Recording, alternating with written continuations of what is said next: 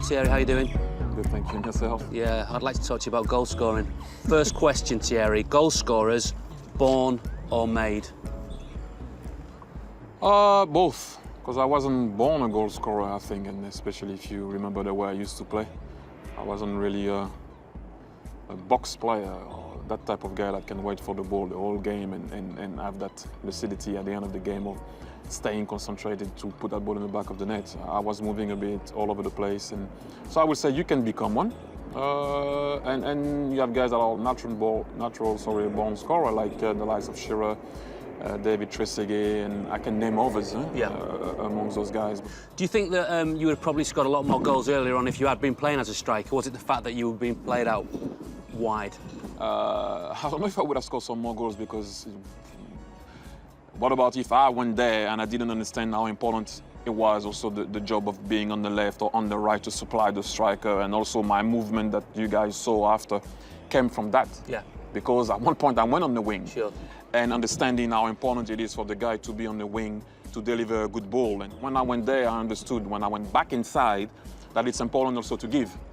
So, you know, you can go back, I would, I should, and yeah, definitely, you know what, if I was a striker before that, I would have scored more goals. We don't know about it. Do you think some strikers would benefit from, you know, playing out wide, going out on the flanks, because they can get an idea of the kind of service that the striker wants? I don't know if some of the guys would have made a career, but definitely in some training session and in some games, just for the centre forward to understand what the winger has to do on the side. When I went on the left and on the right, you take that ball sometimes and you go back with the fullback, right? We get the ball back. You have to go up. Yeah. You lose it for some reason. You have to go back. And if you don't go back, you're in trouble, because your fullback is going. And then suddenly, after going up and down and up and down and up, now you're in a 1v1 situation with that right back, and you have to beat him and then deliver a good cross.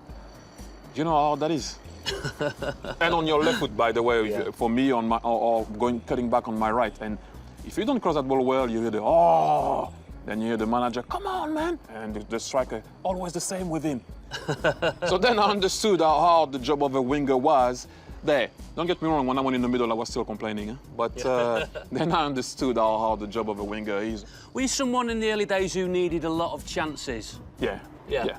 Yeah, because I wasn't a natural goal scorer, sorry. So I had to work on that. So were you missing the same sort of chances in those games? Were there like patterns of finishes that you weren't converting? No, they were not pattern of finishing. I could score a screamer sometime, like I will miss a 1v1, and then suddenly I scored the 1v1 and I try a screamer and the ball ends up in the car park. The hardest thing for a striker is when he has time to score. It's kind of weird, Right, eh? yeah, But when you have time to score, that's when you go, shall I go around him? Shall I? By the time you go, shall I? The goalkeeper is in front of you and you're like, ah. So I developed that finish that you guys all know about. That when I say develop, I didn't invent anything. I'm just saying I tried to master it. You know, curving the ball around the keeper, because I knew most of the time what I was going to do. Don't get me wrong, I wasn't stupid. If you give me something obvious, then I'm not going to do that.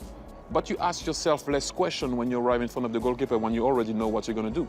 You have three ways of scoring goals. Instincts. Ball comes, boom, boom, whatever. You know, oh, how did you do it? I don't know, ball came, you know, felt it, I know where the net is, I've been playing here for 10 years, I know the goal, whatever. Then you have the one where you look, picture, boom. Because I always said the best camera you can have is your brain. Right? Turn, boom, picture. Again, ball comes, when you turn, it's not the same picture anymore.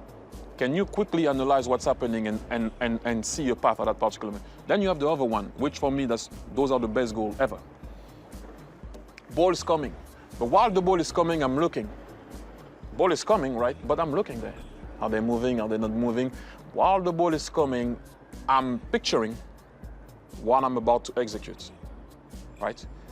And there is nothing better than when you actually do what you had in your mind. Give me an example of a goal that you scored doing that. Newcastle at home 2001, Tony Adams gave me a long ball.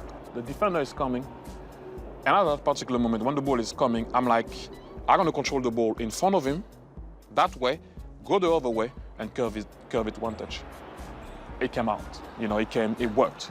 Then you have the Liverpool goal, where Gilberto Silva gave me the ball, and that's when I push that ball and I pass Didi Yaman, now you have to react to what they're gonna do. Everyone's gonna think I'm gonna curve it because I have that in my locker. Yeah. No, I'm not curving it. Go inside, put the ball back on my right, compose yourself, finish.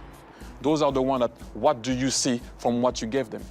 Whoop, did they move? Yeah, whoop, but you need to see that quick. In order to do that, you need to be equipped. Can you think? Okay. Can you see it? Can you create something that is not happening yet? Execute what you need to execute well, picture it before, and then do it.